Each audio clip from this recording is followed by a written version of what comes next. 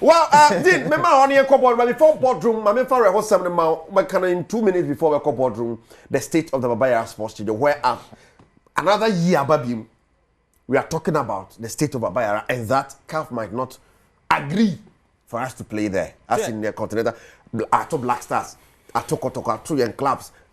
Oh, Jesus. I was on the screen to see Babaya. Current state, current. Kumasi nso ntɔ wana. Sure. Na so kroma nsuo to ana ya purchase ya fine. Why? That's how you were rainy season. Rainy season. No, you stop break. July nsuo ya shada. We are the crash at that mo. July ya won ko an. Nsuo ni shada ntɔe. Say you winter. Then you be back on. Krom ha no nsuo ntɔe ya bibia pitch ni nyina nya papa. Oh, but this is sad. Be sad. Na so we no boardroom ana we afi. Aye kan sika ye invest e wo Kumasi sponsorship. A contract at the Amancrofo. I'm on my Kumasi Baba Yara. Accra, you know Betis. I have over Accra, you cook Masani, a cock of components. New Madia about a friend saying technical way, bench, swap, and the Kia. And the NSA boss is saying Baba Yara Sports Stadium isn't fit to host even Colts football. Yaw Ampofo Ankra. Na so the okay your moi. No on my pressure, no money, Juma. Casane Yadoson. To see do action. That's an Yados. What is but can it be ready before the first? Some issues where you anymore. Da. Meno. The Emma we no members say we waste your time. They say we yenim. I mean how? Yes. Yeah, baba betu abai. Yeah, baba boardroom. Yeah, be can Kumasi state. Yeah, baba yara. Yeah, no boardroom and kasa. Yeah, yesi pon there, right? Yeah, you tamale there. Enti yenim into football for no. And as a sports industry, no, a lot of people maybe almost change their buying because of facilities we mo. And if you are in 2025 after 7 months, now you videos we actually yenende. Yenende. What the actually yenende. Nando over Azuma Nelson Sports Complex near the whole video. Over 10 years the same. Family yenimo. Anyane here. And social media na doson. That's 85%. Everyone you 15%. Go. That's an yenim. Aha yenim say yeah. His Excellency, the President, at the campaign, say, pictures in ye, into a bow by your worduma. You don't need to remind us of pictures in ye. Yen saying ye. And think how we picture no. You also be busy so, or more water, or more yes, near who say, must I see young worduma? Oh, now go video about Yazuma Nelson Sports Complex, near the video, and I'm hot, and there's your boss, and I'm hot, or repeat a cool in here. Nine inside in ye. Come on. Come on, I want us to jump with the CK on the end and so but what I'm wrestling for, so you're the intimate cartel need to I'm wrestling this is yes, Mr. Barrister Charles Society being the team they are doing a wonderful job. We must thank our African Championship and some get to Accra. So and next week you call into basketball in schools and Kuala Lumpur Algeria. I could preparation need to pack or tea and impania. They call into that basketball story. But the ball I'm wrestling for about you are doing so. Now no African games. You're talking 29 gold, right? Charlie, you're carrying number 50 something. I'm talking 29 gold. Now African games. Can you that competition there? Can we go? Oh, yeah. Now, some okay, so I could be quite a bicycle. Said I pie. Or not to 2 years and tiny toe. So, kind of screen is for me. Congratulations, Ghana Wrestling Federation. Yeah. On your performance at African Wrestling Championship, Abuja 2025. Golden Arms. Golden Arms. Yes. Very beautiful. With a total of 55 medals. 50 years. 50 medals. Then I make us say either 26 or 29 gold. Once a 6 and a 9. We had to say I know I had 6. You know, I saw something like that. Golden Arms.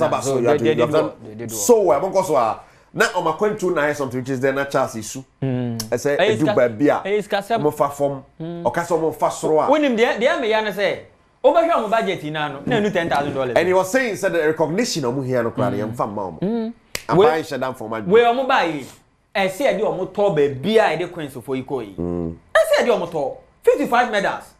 Come on. Sunday you starting my football now yan somu year and then you could eat that you did no because yan somu ye until they you sense per you pejam until that's what you do until there say I'm wrestling the born home body me say yeah African games we e kra no I'm wrestling for no e say nke dey omo condition white talk. Omo no mu save o man nanim boase. Yeah. Because embarrassment me say was it badminton or something? Omo ye one of the sports no ba ko Boteman. Ade be chemo ma ye no. Enumre me ko omo say Jesse Kromu ni bi. I think it was badminton. Thank you. Famiko. Me enko.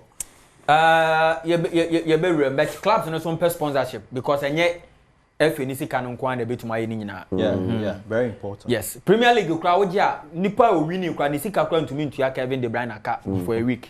Etika onya no broadcast dey no onya kakra so wo sponsorship kakra wo dey na ye be ma position so dey kakra nti Kevin De Bruyne che ni sika oje na hwe ayi sa City squad no hwe mu sika omoje sika omoje ye no ntumi ntua players ne ka. The patch omo all you sika no budi. Okay, yenye United. Sika wa be win Premier League no crowd sika ntumi ntua omo. Nti and then Victor Gokeres meaning say work kan ho asem so ono ne baba behwe very good player our baba join club by friend Arsenal and okay right away ebi ono e dio Arsenal be call promise land na emre ne nkrabia na be kire no do yeah Bonnie Tobu pa challenge ko we say if league be league way different inti ye one pie say be fa obo championship Brighton and Fowl but obo championship no FA kakra with Coventry.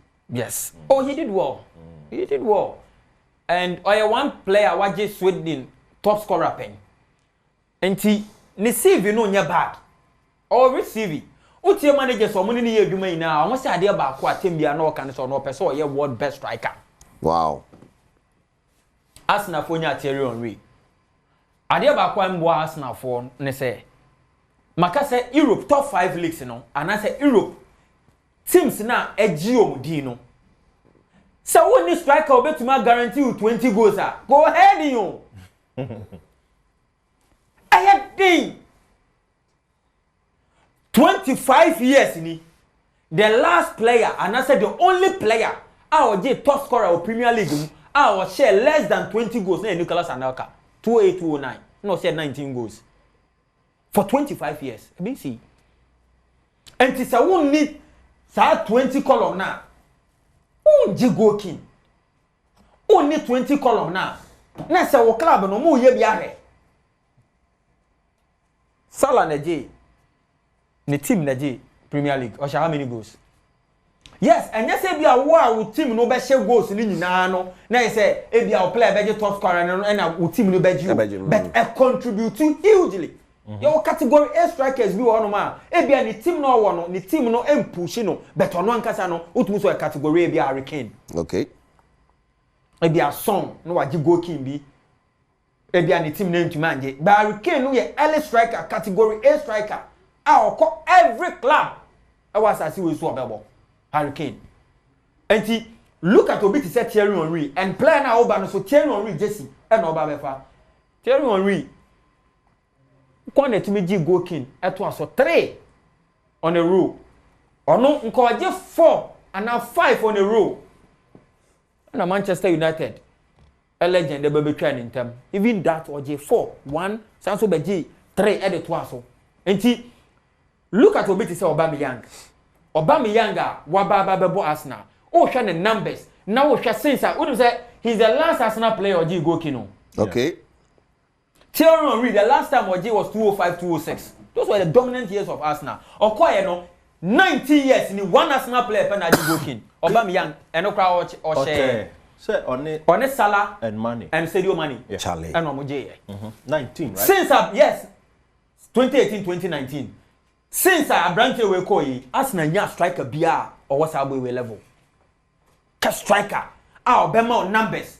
And the Arsenal nya bia or Bema numbers. Who be so Arsenal fan be obeka to say last season.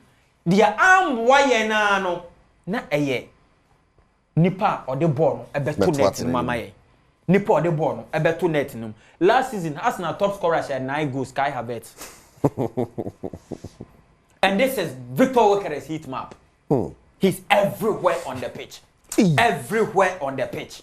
They no say I'm top scorer. How many goals? Osha 9 goals. He has for Benjamin York we share 4 goals. Oh my God. No macra. And Martinelli say any you Trossard say 8-8. And this is Victor Harris. Very busy. Very busy.